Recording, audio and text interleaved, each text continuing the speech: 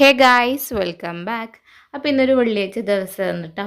അപ്പോൾ ബലിപെരുന്നാൾ കഴിഞ്ഞുകൊണ്ട് തന്നെ എല്ലായിടത്തും ബീഫൊക്കെ എന്തായാലും ഉണ്ടാവില്ല. അപ്പോൾ നമുക്കൊരു ബീഫ് ബിരിയാണിനെ നോക്കിയാലോ. ആദ്യം തന്നെ ഞാനിവിടെ 1 കിലോ ബീഫ് എടുത്തിട്ടുണ്ട് കേട്ടോ. കൊട്ടോ എല്ലോട് കൂടിയിട്ടില്ല ബീഫ് തന്നെയാണ് എന്നിട്ട് എടുത്തിട്ടുള്ളത്. ബീഫ് ഞാൻ ചെറിയ പീസാക്കിയിട്ടാണ് എന്നിട്ട് എടുത്തിട്ടുള്ളത്. ഇനി ആ ഒരു കുക്കർ വെച്ചിട്ട് നമുക്ക് മസാല റെഡിയാക്കി എടുക്കാം. അതിനായിട്ട് ആദ്യം ഓയിൽ ഒഴിച്ച് കൊടുക്കുന്നുണ്ട്. ഓയിലും കുറച്ച് ഗീയും രണ്ടും സെയിം അളവിലാണ് കേട്ടോ ചേർത്ത് കൊടുക്കുന്നത്. ഇതിലേക്ക് ഒരു രണ്ടര ഉള്ളി എടുത്തിട്ടുണ്ട്. ഏകദേശം വലിയൊരു സൈസ് 2.5 ഉള്ളി, 2.5 ഉള്ളി. അതുപോലെ തന്നെ ഒരു 3 തക്കാളി എടുത്തിട്ടുണ്ട്. ചെറിയ തക്കാളിയാണ് കേട്ടോ.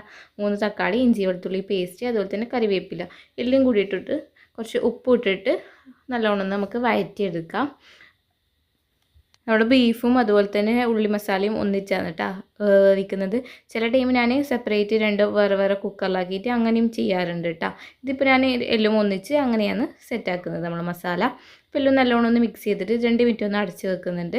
ഇനി ഇതിലേക്ക് നമുക്ക് ആവശ്യത്തിന് കുറച്ച് മഞ്ഞൾപ്പൊടി ഇട്ട് കൊടുക്കുന്നുണ്ട്. ഒരു 1/4 ടീസ്പൂണോളം മഞ്ഞൾപ്പൊടി മതി കേട്ടോ. അതുപോലെ തന്നെ നമ്മൾ കഴുകി വൃത്തിയാക്കി നമ്മൾ ബീഫും കൂടി ചേർത്തിട്ട് നല്ലോണം ഒന്ന് മിക്സ് ചെയ്തെടുക്കുക. ഈ ഒരു ടൈം ഉപ്പെല്ലാം നോക്കി നോക്കുക കേട്ടോ. ഉപ്പ് കുറഞ്ഞാൽ പിന്നെ നമ്മുടെ ബീഫിലും ഉപ്പ് കുറഞ്ഞ ടേസ്റ്റ് ആയിരിക്കുമല്ലേ. ഇനി നമുക്കിതൊന്ന് അടച്ച് വെച്ചിട്ട് ഏകദേശം 5 വിസിൽ അടുപ്പിച്ചെടുക്കുന്നുണ്ട്. ലോ ഫ്ലെയിമിൽ 5 വിസിലാണ് അടുപ്പിച്ചെടുക്കുന്നത്. ബീഫിൻ്റെ വേവ് അതിനനുസരിച്ചിട്ട് ഉണ്ടാവും കേട്ടോ. വിസിലിൻ്റെ അളവിൽ അങ്ങോട്ടും ഇങ്ങോട്ടും മാറ്റം ഉണ്ടാവില്ല. ഓരോ ബീഫ് നല്ലോണം വേവ് ഉണ്ടാവും. അപ്പോൾ നമ്മുടെ ബീഫിൽ നല്ലോണം വെന്തിട്ടുണ്ട്.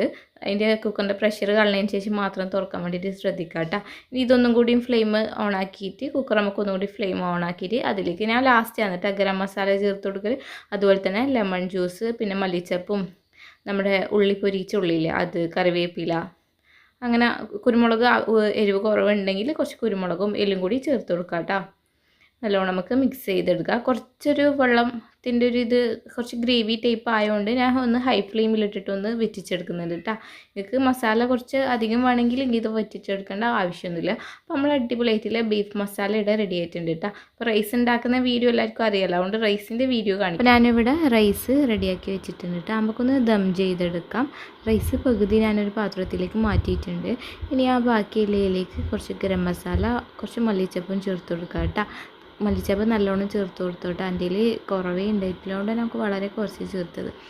പിന്നെ അതിൻ്റെ മേലേക്ക് നമ്മൾ നേരത്തെ ഉണ്ടാക്കിയ മസാല, പിന്നെ വീണ്ടും ചോറ്, ലാസ്റ്റായിട്ട് മേലിൽ മല്ലിച്ചപ്പും നമ്മൾ റെഡിയാക്കി വെച്ചിട്ടുണ്ട്. അതിന് കുറച്ച് ഉള്ളി പൊരിച്ചത് അതും ചേർത്ത് കൊടുക്കുന്നുണ്ട്. കുറച്ച് ഗരം മസാല, പിന്നെ നെയ്യ് വേണമെങ്കിൽ അതും ചേർത്ത് കൊടുക്കാം കേട്ടോ. നമ്മുടെ ബിരിയാണിയുടെ റെഡി ആയിട്ടുണ്ട്. വീഡിയോ ഇഷ്ടമായി ലൈക്ക് ചെയ്യുക, ഷെയർ ചെയ്യുക, സബ്സ്ക്രൈബ് ചെയ്യുക.